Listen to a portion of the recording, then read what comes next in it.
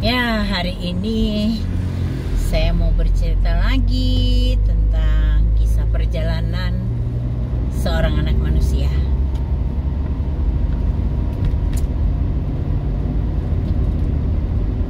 Kalau pasangan kita terlalu cemburu, pencemburu gitu, pasti kita semua nggak nyaman ya, iya kan?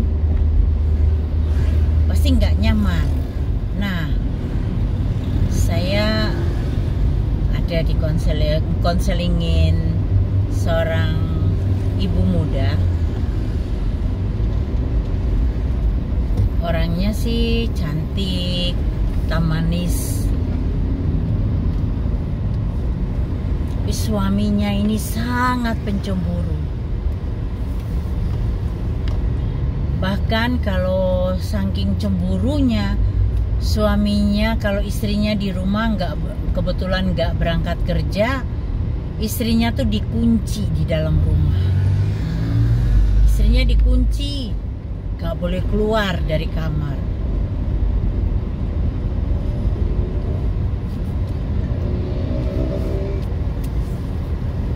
Saking cemburunya. Tapi juga di satu sisi ada juga orang laki yang istrinya tuh cemburu banget sama suaminya. Ada juga yang seperti begitu. Intinya begini, ketika rasa cemburu itu membakar hati kita manusia, itu banyak menimbulkan hal negatif justru. Cemburu tuh katanya tandanya orang itu cinta.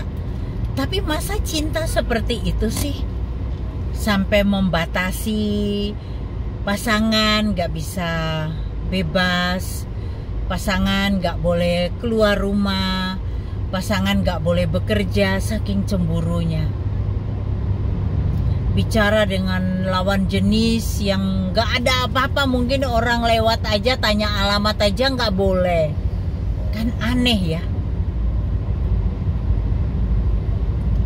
Sampai mukul istrinya yang sampai kayak gitu.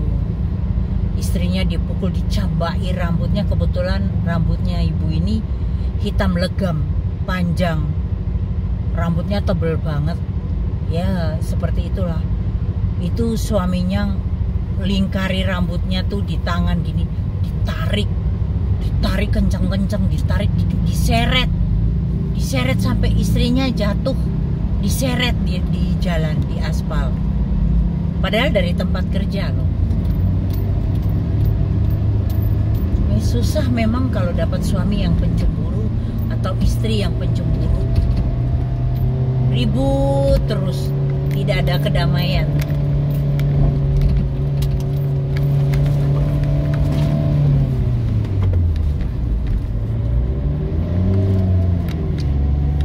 Bagaimana mau ada damai kalau ribut terus seperti itu? Kasihan juga rumah tangga seperti begitu.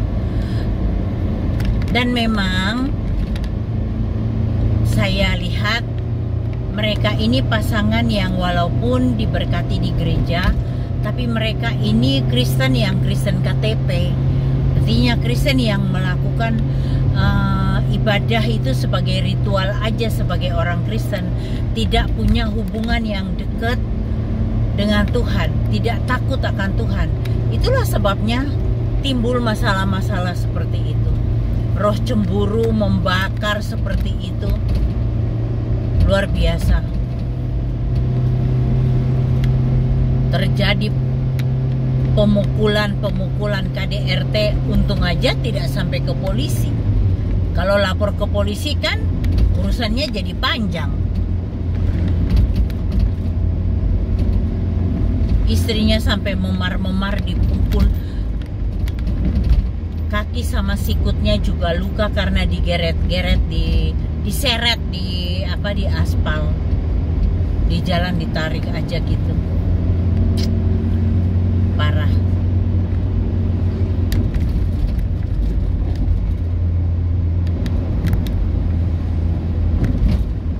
Belum lagi ada dapat yang suami pemabuk. Sudah mabuk, mukul istrinya. Dipukul bukan cuma dengan tangan, bahkan pakai kayu dipolo, kasihan kepalanya sampai harus dijahit. Kan sering-sering kita dengar cerita yang seperti begitu ya.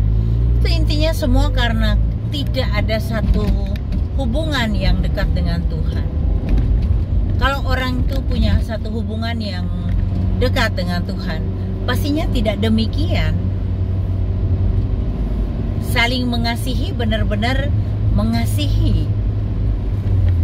Tidak ada yang melakukan kekerasan dalam rumah tangga, tidak ada yang yang suka mabuk-mabukan, yang narkoba, yang macam-macam, yang berjudi lah segala macam. Sudah mabuk, berjudi, kalau kalah mukul istri, mukul anak. Nah, gimana itu?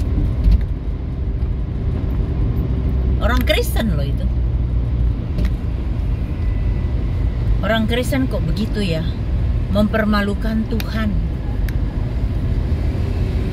Itu mempermalukan Tuhan loh.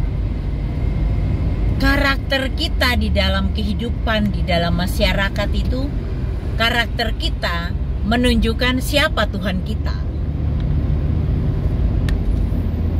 Kalau kamu mengaku anak Yesus, hidup yang benar. Jangan mengaku sebagai orang Kristen, sebagai anak Yesus, tapi tidak hidup seperti apa yang Tuhan ajarkan. Itu memalukan Tuhan loh. Mempermalukan Tuhan dengan sikap kita yang seperti itu.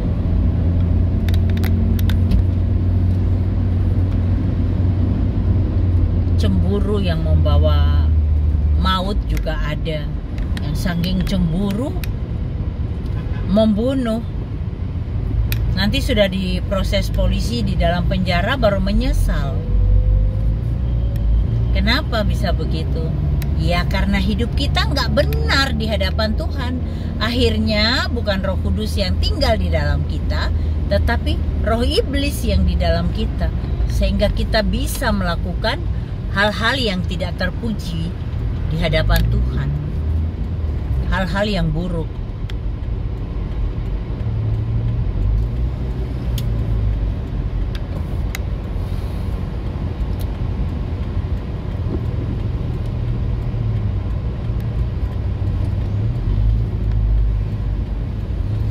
Kadang-kadang cemburunya melebihi batas, bukan ke istri yang dipukul, anak yang disiksa, anak yang dipukul. Kasihan anak yang gak ngerti apa-apa, anak yang jadi sasaran, dipukul bapaknya. Ada loh yang konseling kayak begitu, sampai tangan anaknya patah dipukul. Anak umur 9 tahun dipukul patah tangannya. Cemburu, mabuk, pulang ke rumah ngamuk, mau mukul istrinya, kena anaknya.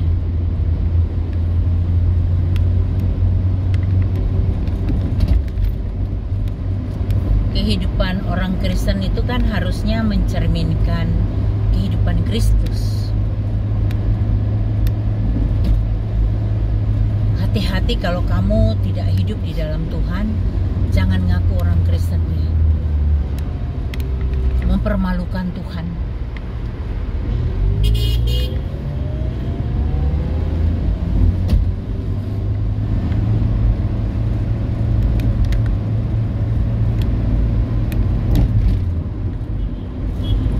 Sebagai orang Kristen itu harus hidup benar di hadapan Tuhan.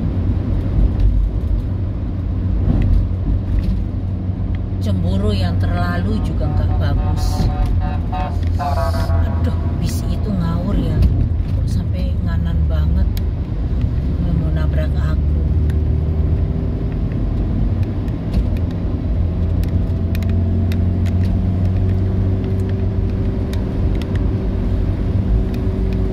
Kalau ada masalah, sebaiknya kita sebagai anak Tuhan, sebagai anak Tuhan ya, harus harusnya diselesaikan baik-baik. Kalau memang kamu curiga pasanganmu ada dengan orang lain, bicara baik-baik lah. Jangan cemburu yang berlebihan yang membuat akhirnya kacau semuanya, karena berakibat ke perpecahan rumah tangga. Kadang bahkan berakhir dengan hal yang tidak bagus di polisi. Bukan cuma di polisi aja, bahkan ada yang sampai ke penjara seperti begitu.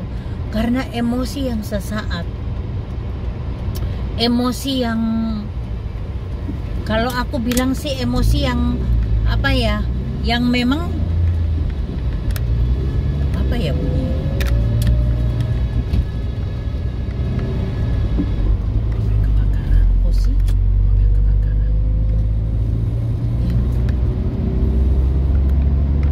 Emosi itu yang tidak pada tempatnya. Ya, kalau memang ada, kamu tahu pasanganmu itu misalnya selingkuh, itu pun harus diselesaikan dengan cara yang baik, bukan dengan cara kekerasan. Cemburu yang membabi, apalagi cemburu yang membabi buta ini, cemburu yang gak ada alasan sama sekali, cemburu yang sampai memukul, melakukan KDRT begitu, itu sangat-sangat nggak bagus deh. Itu kembali lagi karakter dan jiwa kita yang tercermin di situ. Tidak bagus.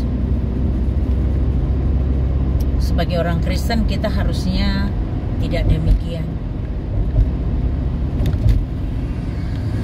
Kalaupun ada perselingkuhan, ya dia bicara, diselesaikan baik-baik. Bicara baik-baik, bukan dengan kekerasan. Cemburu yang berlebihan membawa maut. Cemburu yang berlebihan membawa petaka, yang membawa celaka. Kita malah masuk penjara, kita malah kehilangan pasangan karena pasangan pergi, nggak mau lagi kembali karena kekerasan dari pasangannya. Kadang-kadang itu bukan cuman laki-laki yang melakukan kekerasan.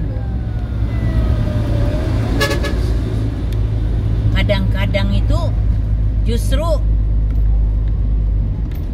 laki-laki yang jadi korban, perempuannya yang mukul. Ada juga loh perempuan yang mukul lakinya seperti itu.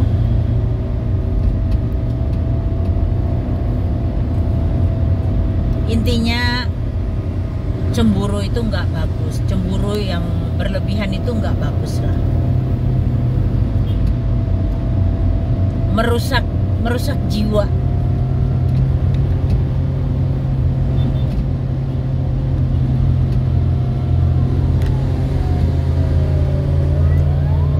Oke, kita lanjut lagi cerita kita di cerita tentang kisah perjalanan seorang anak manusia dengan versi cerita yang lain lagi.